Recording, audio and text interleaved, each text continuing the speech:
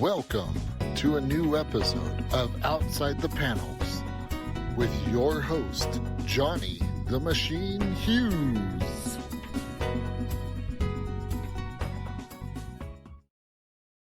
Welcome, one and all, to another episode of Outside the Panels. I'm your host, Johnny the Machine Hughes, and yes, I am rocking a Batman t-shirt. What are you going to do about it, right? Exactly. So, this time around, we have not one, not two, but we have three stellar creators on the show to talk about their new book. We are, of course, talking to the lovely Cecilia Lim, Caitlin Fay, and Jennifer Zeng. How do you do, ladies? Great, Johnny. Great. Excellent. Thank you for joining us tonight. I really appreciate this. And we're here to talk. Oh, you're more than welcome. We're here to talk about this little beauty of a book. All right. So, as everyone who knows me knows, I am terrible with names. So if I get this wrong, I apologize profusely. So this is the Mask of Helia. Helia, correct. Oh, yes. Nice job. Pulled it out the bag. Yes, there you go. So this is from Kwento Comics. So let's start at the top.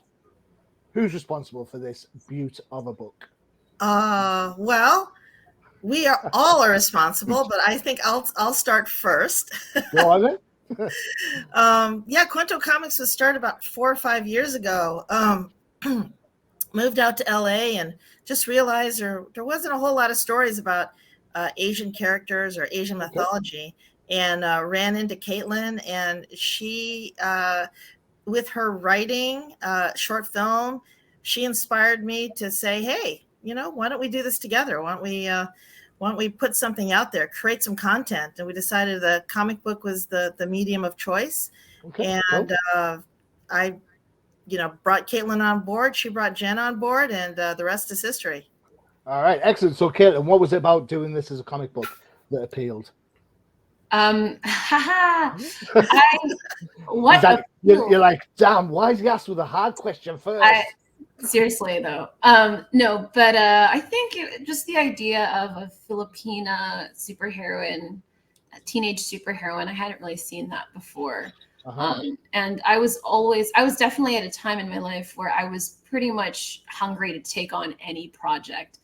And I always wanted to write creatively. I had never worked on graphic novels or comics before. So I took this on as a challenge to myself as a storyteller. Okay. And I think it's really paid off 4 years later. 4 years later. So what other stuff have you written, and how's it different working in, I suppose, your previous work as opposed to working on a comic book? Well, I've pretty much done every type of creative writing except actually writing a novel. That one I haven't approached yet. But up until that point, I'd done mostly films, short films, and plays. I'd done short stories and poetry as well, but never comics. And so I definitely felt extremely challenged in the sense that, I mean, you probably know there's no one standard format for writing a comic book. It's not great, though. It's great, but it's also horrible because you don't know who to copy. You're kind of just left to your own devices. Good call. Which is a good thing because we different. I'll tell you this one thing that's really bugged me over the last couple of weeks. I review comic books for our sister site, Comic Crusaders, right? And I see a host of books. I see a host of DC stuff, Marvel stuff, and indie stuff all across the board, right?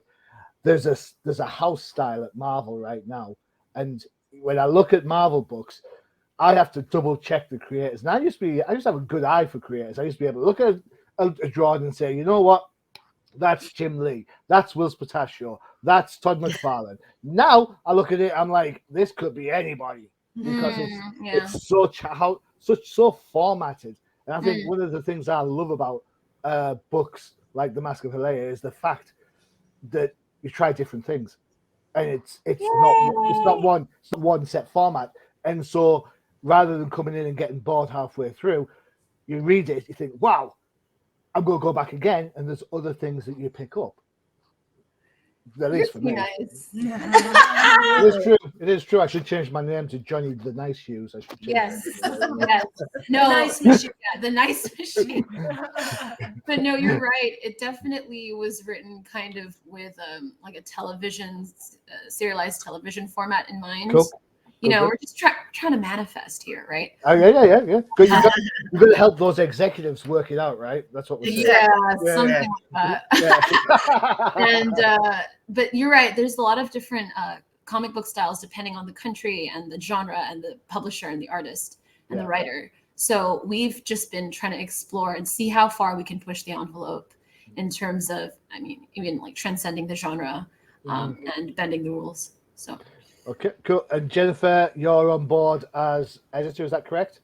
Yeah, editor and her co-writer, as well as some managerial roles for our team. So you get to corral them all. You're like I do. You're the takeover Ted. Yeah, I'm like the emotional support system and the expediter. All right. She's not listening. Is she a good editor? Yeah. She's a great editor. There you go. She's a great editor. Yeah, Jennifer. All my whole team comes with, they're very, very talented, but they're not just talented in one aspect. They're talented in multiple aspects, and I think that's what you need with a team this small when you're starting out. Caitlin and Jen, provide a host of different roles, and emotional support is one of them. Jen is, but yeah, she helps also with corralling our artists and keeping them on track, as well as being the liaison to Caitlin. So yeah, we try to keep the communications open as much as possible, and with a team full of women on multiple time zones, it can get tricky, but we seem to be able to figure it out. I used to think that the biggest improvement in comic books over the last 20 years was the coloring process. But the more I talk to people, the internet, I think, has absolutely opened up comics. Because previously, you wouldn't be able to work across different time zones, like different countries. You wouldn't be able to have this conversation. It's Absolutely. It's 9:15 in the evening for me, so there you go. For anyone who wants to check out Kwento Comics, check out the link at the bottom of the screen there. It's dead easy, kwentocomics.com, and you're going to have to pause the video to write down the YouTube source. But I will make sure the YouTube link is in the the information at the bottom of the YouTube video. All right, so there you go. Don't pause me when I'm pulling the face, because that doesn't help me look good. Thanks. Cheers. All right. So, Caitlin, you've worked in different writing. You've worked on TV and shows and stuff. Working on a comic book, is it the same sort of thing? You've got to juggle so many people. You've got writers, you've got artists, you've got the inkers, you've got the guys that do the letters. Jen, you must take some of that responsibility as well. How does that pairing work? We're still figuring it out, honestly. That's a whole process about it thus far, though. That's a really simple answer for a really long-winded question. Oh yeah, that's the short answer. We've moved many different formats. Like initially, we started off, I think, in just like a TV serialized kind of screenplay format. But now we have that in addition to like supplemental materials and anthological kind of ways of listing out scripts, Cool. So we have like a novel script and like a screenplay script, and these kind of occur in tandem with each other.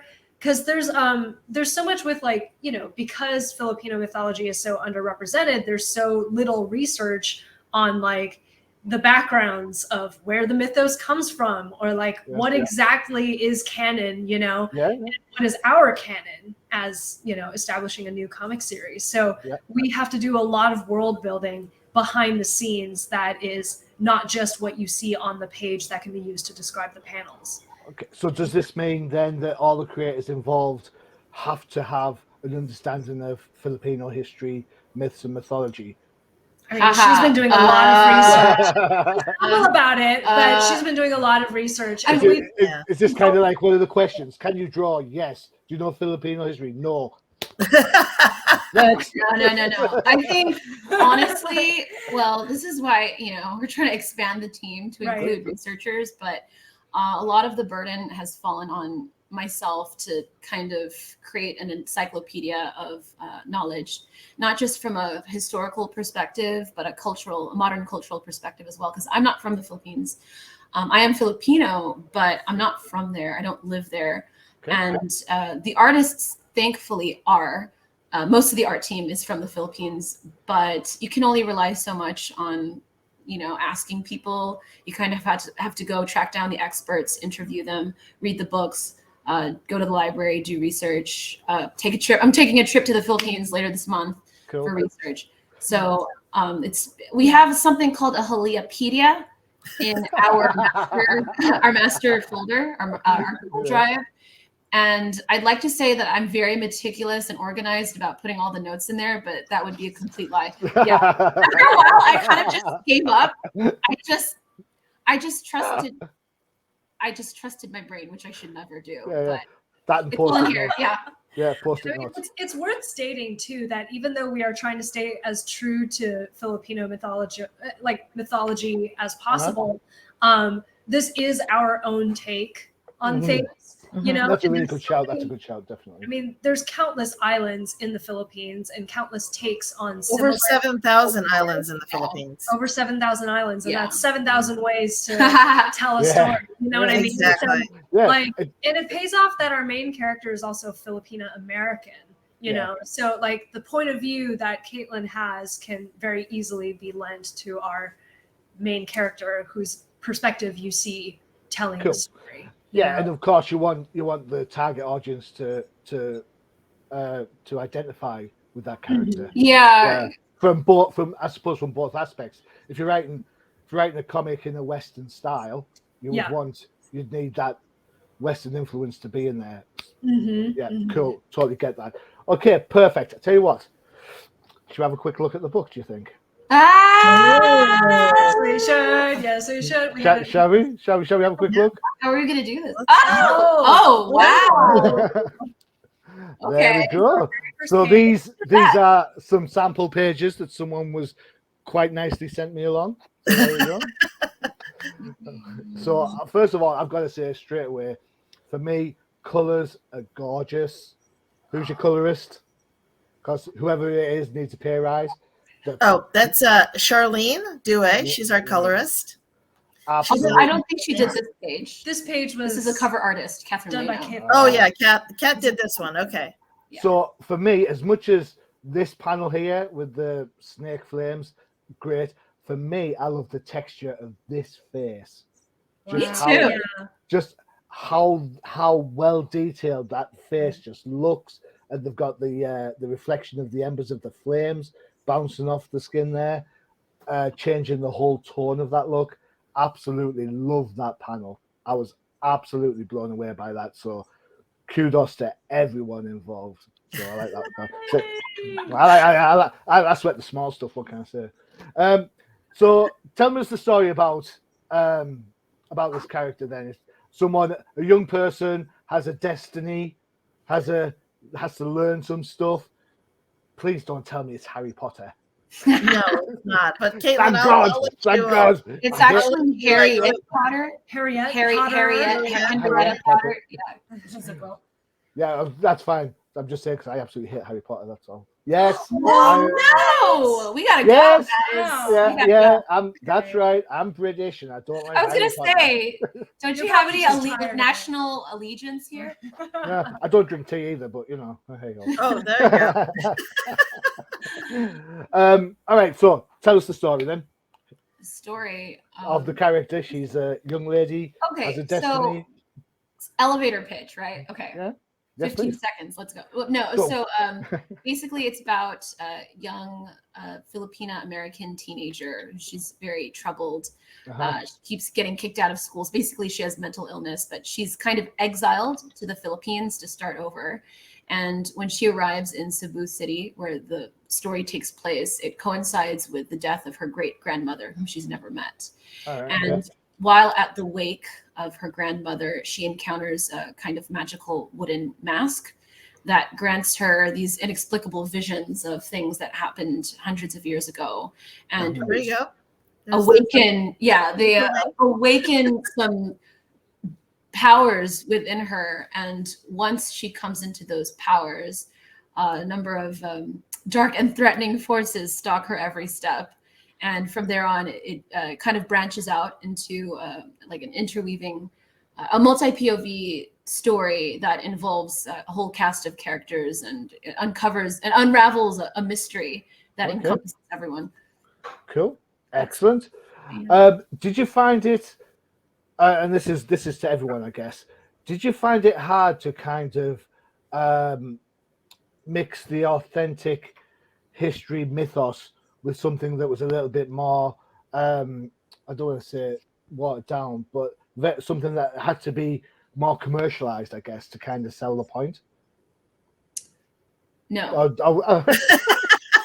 We just went there, because if you know anything about Filipino mythology, or let's assume that I know nothing.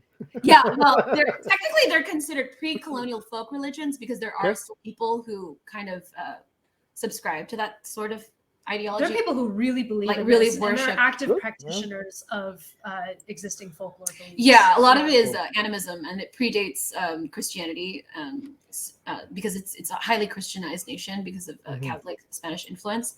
But the pagan religions are still kind of strong in multiple rural areas.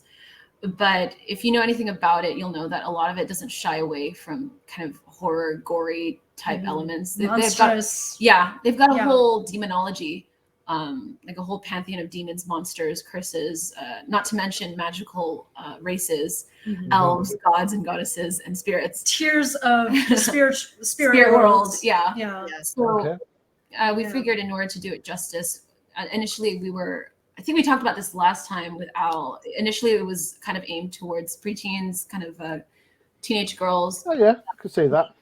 Yeah, you could definitely tell in the first issue. Sorry, it's definitely got a more kind of like teenage YA vibe.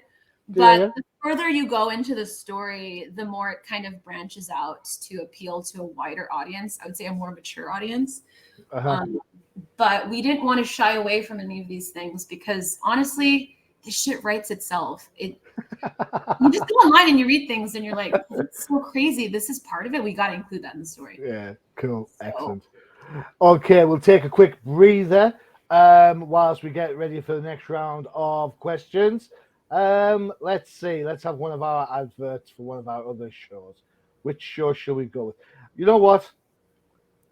I haven't heard this one for a while. Here we go.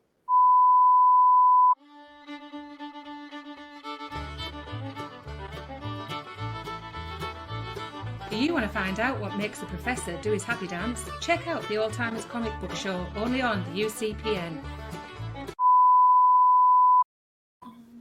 That's right, the Old Timers Comic Book Show, where the hosts aren't old, but the comics most. Yeah, there you go. A bit of a juxtaposition going on there for new and old. Hey ho, we'll go with that. So, when you came up with this idea, do you feel that books like these Savage Shores from Vault Comics, which also talked about pre-colonized, I can't even say my words out today, religions and mythos, do you think books like that kind of help pave the way for another round of books, especially if you want to get the Filipino ID and identity out there? And I guess this goes to everyone. Cecilia, you start us off on that one. And if someone says, what's these Savage Shores, then I'll just hang my head in shame. Yeah. So, the thing about, mythology is that, that, like Caitlin said, there's a very strong oral history in the Philippines. And, the stories that have come about actually were just oral and were passed down from, generation to generation until the Spanish actually came to the Philippines. All right. And Spanish missionaries actually wrote down a lot of these tales, and they differ from island to island. But you're absolutely right. There's other comic book series that have kind of paved the way for us to kind of do that exploration into, before the Spanish introduced Christianity and Catholicism to the Philippines, what were they believing? And so there's like just a whole host of history and mythology and lovely stories that we can explore. And we're really only scratching the surface of it right now, to be honest with you. There's so much more. So let me ask you, I suppose, a societal question. This goes for everyone. Feel free to jump in with your answers on this one. I get it's important to show heritage of different countries. Definitely. Do you hope that Haliya is going to be the type of book that's going to awaken a better understanding of different cultures within the current society, which seems at times to be quite close-minded at times? Caitlin, you want to take that one? Or Jeff? Jen, you can go first. Sure. I mean, I will say for a fact that I've been a fan of the fantasy genre for a very long time. I've been following, I'm mostly a video gamer. So and there's a lot of medievalist fantasy out there.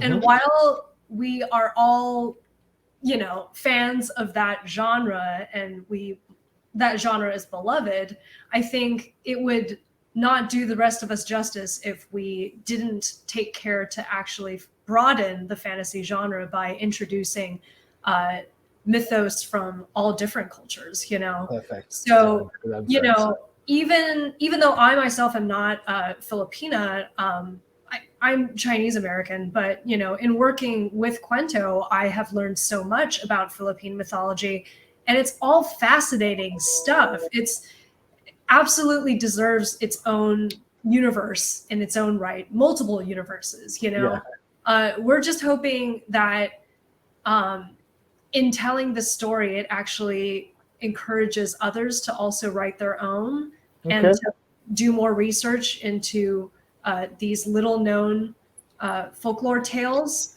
in the same way that, I was so fascinated by The Witcher, that brought Polish mythology to the forefront in a way that the rest of the globe didn't know about before, and if we can do that for Philippine mythology and garner interest in that, then we'll have won, Perfect.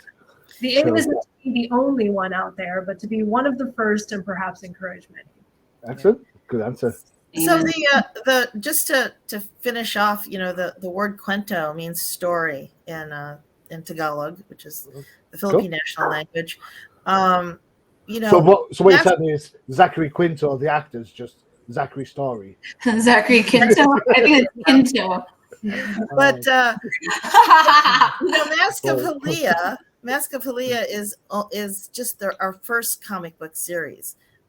We anticipate more comic book series that will explore other, cultural mythos, not necessarily Filipino, not necessarily Asian, but down the road, we hope that our Kwento universe, so to speak, will be broadened, and we'll have writers writing, from Egyptian folklore to Russian folklore to back to some European mythology. But we do have plans for the future of other comic series that will kind of explore the same universe as Mask of Helia, but from a different perspective. I was going to ask. I've just written the word down as you were talking there. With six, how many islands did you say there were in the Philippines? There's over 7,000. All right. So the ability to spin off from this book to the different islands themselves acting as different realms, perhaps, because it's so grand. You've got so much, I suppose, intricate detail already laid. And as you said, Caitlin, this stuff writes itself at times, because it's like, I like this idea, I like that idea. I'm just going to get the two to mix and match somehow, right? Actually, you know what? It's almost too much of a good thing. I always say that Philippine mythology is similar to 10 different franchises, all their fandoms melding together into one. It's a little unbelievable. We actually have to take some elements out because we can't have a giant humanoid witch-like shapeshifter who also is a vampire and can eat babies, but also can fly and save people with their tears. There's just too many things. Yeah.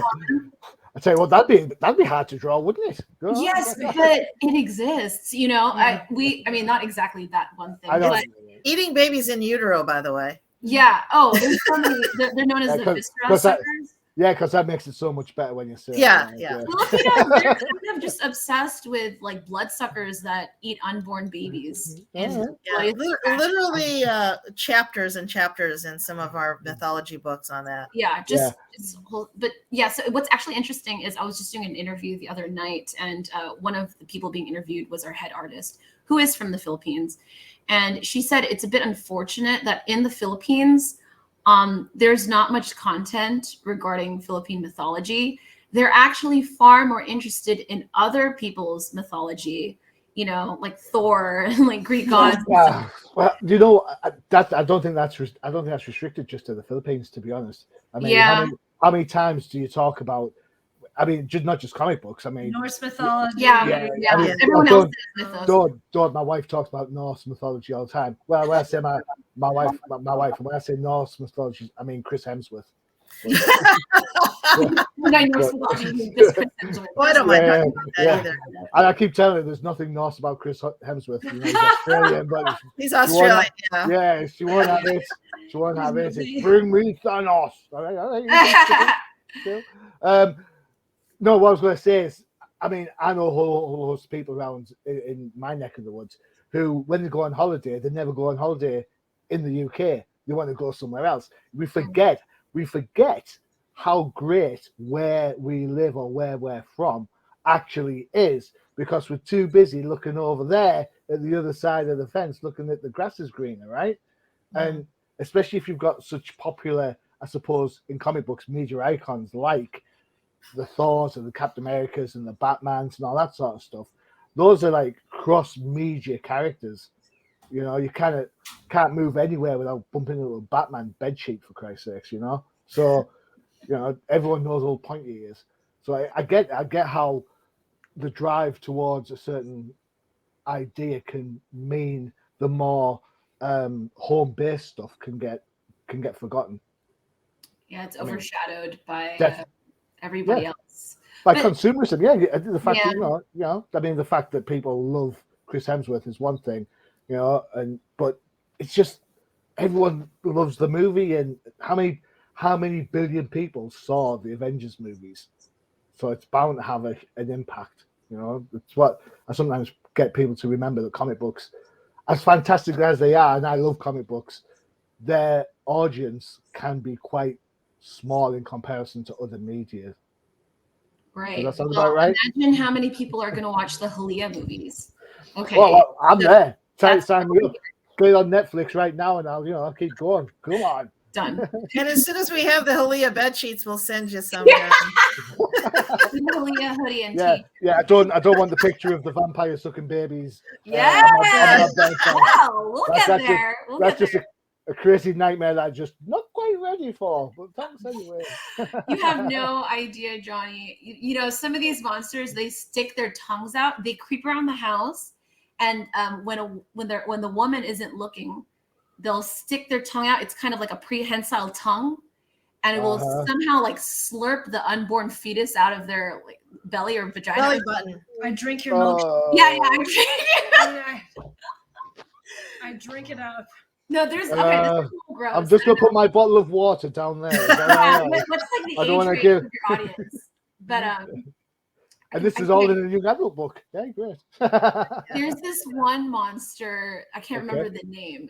When I read it, I was gagging because I was like, "That's disgusting." But there's this one monster. Again, the fixation with pregnant women. I don't know what it is, but the monster is attracted to women when they're in the middle of childbirth. And they'll kind of snake their way into where the woman's, all her like fluids are coming out of her as she's giving birth. But the monster gets high off of these fluids, almost like it like turns it on or something like that. And it's disgusting. But that's why they're just crouching there waiting for the baby to come out so they can eat it. But it actually it's like getting turned on by the smell of the women's fluids. You really didn't know what you were going Yeah. Thank you for that. Yeah. So glad we don't have smelly vision right now. Just kidding. I don't see that being in the story, but it's a great, factoid. Yeah, cool. Trivia. We briefly touched on the fact young adult vibe on there. Here's another page. I totally get that from these types of pictures. It's interesting how I think this art looks so different to the first page. Mm-hmm. Is that a style that you guys as writers and editors tried to kind of push towards? So you had those two distinct art styles, one for the stuff in the past and one for the more modern day. Yeah, Caitlin, did you want to mention about that? Yeah, we definitely wanted the reader to understand, what was being done and way back when versus modern day. So yeah, there is a bit of a switch there. It's interesting because when sometimes that happens, it's due to change of artists, and it can be quite jarring. I quite enjoyed the fact it goes from kind of the first panel, the first pages where it's quite dark and brooding, and then you come to this type of page, and there's still elements of darkness. I mean, look at the background over here. You've got the lighter elements behind these two characters, but the darkness is still sort of sitting there waiting for them.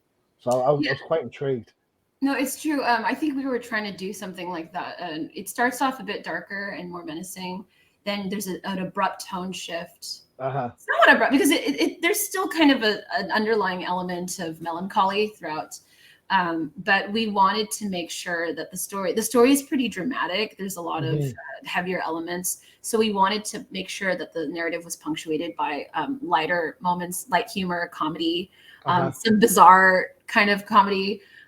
Because you kind of want to break it up a bit, right? If it's too heavy, too long, it just gets a little much. Yeah. So, and we also wanted to show, we are an all-woman, all-international, or all-Asian team, and a lot of the cast is largely female. There's a lot of male characters too, but I think the emphasis is on the female characters, and we want to show, that we wanted to explore different tones and personalities of all the female characters, unlike a lot of narratives in which there's just one female character and she has to we have to make sure she's a strong, independent female character who represents all of womankind, because there's so few female characters in fiction. So we wanted to include women who are fun, or women who are kind of depressing or melancholy, or trans women, right? And women who are perfectionists, women who don't care, women who are just all different, who are still vulnerable and figuring things out, but also competent, badass, at the same time. Yeah. So it's going to encompass a lot of different tones. Good, and I think that's a credit to you guys, if I'm honest, because you're absolutely right. Female characters do get, especially in comic books, do get sometimes a raw deal. Whether it's drawn a certain way or portrayed a certain way. There seems to be, the broken back syndrome. The broken back syndrome. So how can you see her back and her front at the same time? So I like the fact how you've kind of tried to take a step back and introduce more characters to get the point across, rather than have a type of character who seems to be fit for every single purpose around. So I think that's a wise choice, definitely. And I definitely think it has an impact on the book from what I've seen so far. There you go. Right. I think that pretty much wraps it up. When is issue 1 out? It is out now, and where can I get such a book? You can order it from www.kwentocomics.com. Okay. Or digitally on the Amazon Kindle store. Cool. Excellent. There you go. It's out now. You've heard us talk about it. You've seen some of the great art. You've heard some of the stories that have inspired the book. You never know, a couple of those tongue-lashing monsters might make an appearance. You never know. Thank you so much, Johnny. It was a pleasure to be on your show. Good. I'm glad you enjoyed it.